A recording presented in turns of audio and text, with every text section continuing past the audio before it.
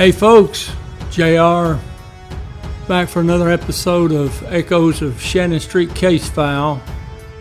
It's going to be episode 56, Firearms Evidence Survey. Before we get started, don't forget now, hit that subscribe button. I would greatly appreciate it. Also, click on the link down in the description. Follow my podcast, follow me on Twitter. Visit me on Facebook or my website. Buy you a copy of the book, a copy of the documentary. All right, let's get into this. This is going to be some pretty cool crime scene stuff to go over. Memphis Police Department, Criminal Investigation Division, Crime Scene Squad, February 3, 1983. Inspector S.O. Jackson, Inspectional Bureau, Police Headquarters. Dear Sir, regarding Firearms Evidence Survey, Hostage Situation Murder, Victim Patrolman R.S. Hester, IBM number 3434, January 13, 1983, R&I number 830113, 2672. The following is a firearms evidence survey of the premises of 2239 Shannon Avenue compiled in the aftermath of the hostage situation murder of Patrolman R.S. Hester and the subsequent storming of the house by a tactical unit assault team. This report was compiled compendium of the several descriptive reports, crime scene photographs, and evidence inventories from this incident. This report should be used in conjunction with the drawings and overlays compiled by Sergeant J.N. Sanders of the Crime Scene Squad and the keys, symbols, color coding, and numeric sequences employed therein. It should be noted that while various color-coded symbols are used to denote bullet holes, shot groups, cartridges, spent cartridge cases, and spent bullets, there are only two sequential numeric systems employed on the ballistic evidence survey overlay. One system, identified by the use of an irregular pentagonal system in red, denotes the bullet holes and impact points and attempts to convey the direction of flight of the projectiles. The other system employs red, green, and blue circles and rectangles to denote all items of ordnance evidence. These represent the various calibers in live or spent condition as illustrated on the key and are in one continuous numeric sequence. This was done in an attempt to lead the eye through the scene with a sense of continuity. However, the small rectangular symbols used to denote spent bullets and fragments were added last and do not follow the general pattern. We hope that the small number of this type will not be disjunctive. These colored symbols should not be confused with the small round black symbols numbered by room, which are used on the evidence overlay to record all other evidence. The rooms are listed by capital letters from A to G, given an alphanumeric system in each. The red pentagonal system begins at the rear door, which was the point of entry of the assault team, and we note the following. Number one bullet hole in the rear door 6 inches directly below the doorknob. This appears to be of .38 caliber and resembles an exit hole. However, this hole does not appear to penetrate through the door and does not coincide with two smaller holes on the outer surface of door and misaligned vertically. We conclude this to be an entrance and fired from north to south. Over 30 years in law enforcement, and I've never read a page of a memo that had more 10-cent words in it, written by a police officer. Number 2, one bullet hole of apparent .38 caliber size penetrating the paneling on the rear or south wall of lower den about 3 feet east of rear door, obviously traveling from north to south. Number 3, a group of 3 shots in a plate glass mirror on the east wall of lower den 3 feet from the southeast corner. These shots traveled from west to east and appear to be of .223 caliber.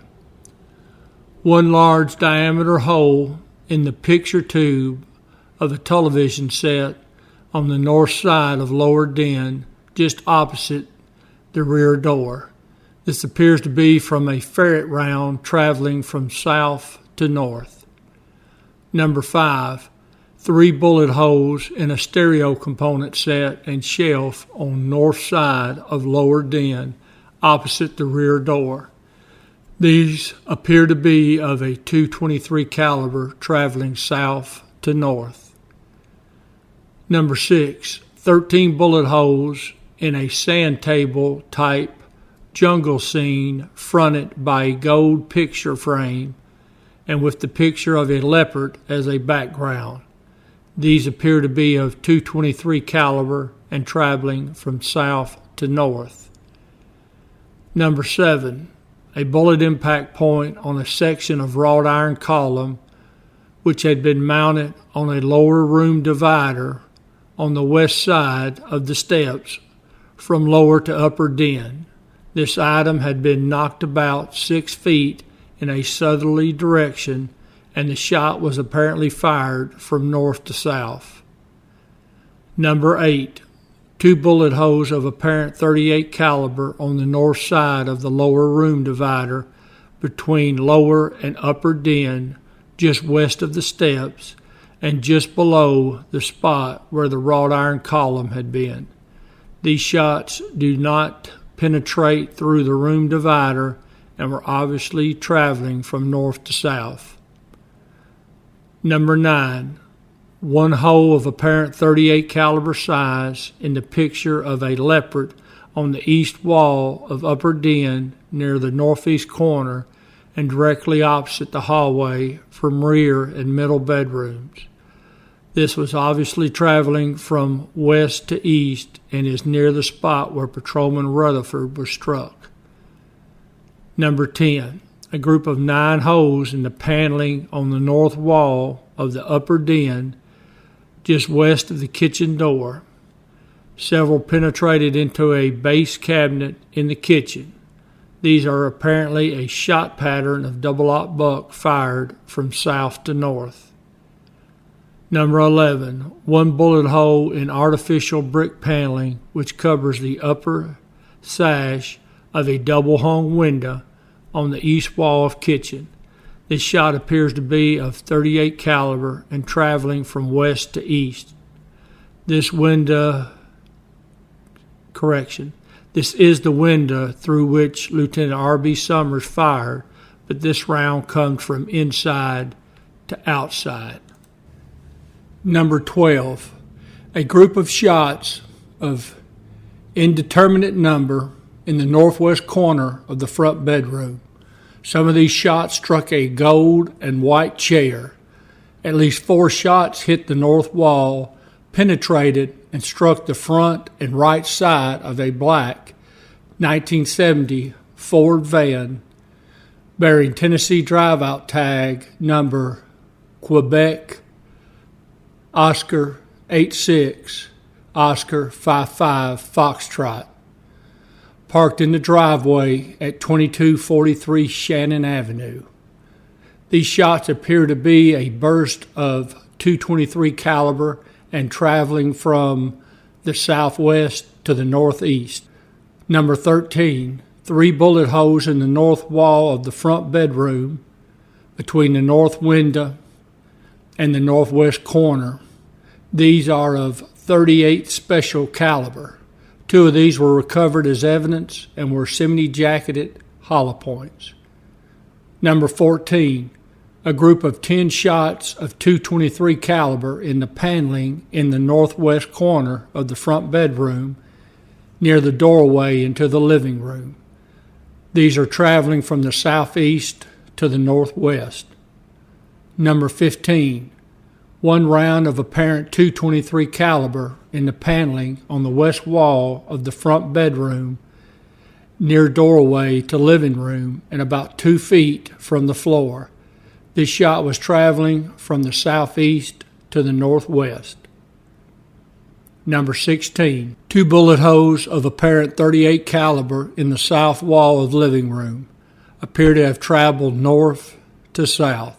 Number 17, 3 holes from apparent .223 caliber rounds in the door to a closet in the northeast corner of the middle bedroom, traveling from south to north.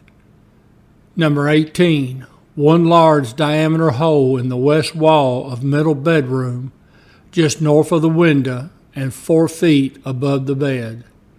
This appears to be from a ferret round traveling from west to east. Number 19, a group of 5 bullet holes in a vertical line in the left side of a television set in the middle bedroom. These appear to be of .223 caliber, but the direction of travel is unknown due to the set having been knocked to the floor. Number 20, 7 rounds of apparent .223 caliber in the west side of door facing of the doorway between middle and rear bedrooms appear to have been traveling from east to west up the hallway from den area. Number 21, 9 rounds of either .223 caliber or double-aught buck charge in a wall heater on the north wall of rear bedroom, apparently traveling from east to west up hallway from upper den area. Number 22, 5 rounds in small bedside nightstand and mirror in northwest corner of rear bedroom, appear to be of .223 caliber and traveling from east to west. Number 23, 1 bullet hole in the wall between hallway and closet on east side of the rear bedroom, appears to have been traveling from north to south, caliber undetermined. Number 24, a large group of shots through the curtain, window, and screen of the window on the west side of rear bedroom. There are approximately 18 holes, but due to the broken window and torn curtain and screen, the exact number is uncertain. There are either a long burst of .223 caliber or 2 charges of double-aught buck traveling from the east-northeast to the west-southwest. The above described 24 entries describing shots and groupings of shots on the interior of this house total approximately 109. Some are from the firefight between the assault team and the suspects, and some are from the earlier incident where Officer Hester was captured. These do not include the rounds fired through most of the windows, which were shattered and not possible to count. Most of the window damage was caused by ferret tear gas rounds fired through them. All right, folks, that's going to wrap up this episode. We'll be back in a few days and we'll get into the second part of this firearms survey. I hope the illustrations helped.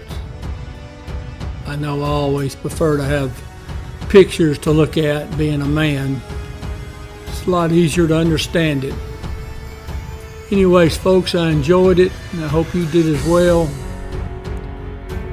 We will get back together here in a little bit and we'll continue to persevere against all comers. Folks, I appreciate you, and I'll see you down the road.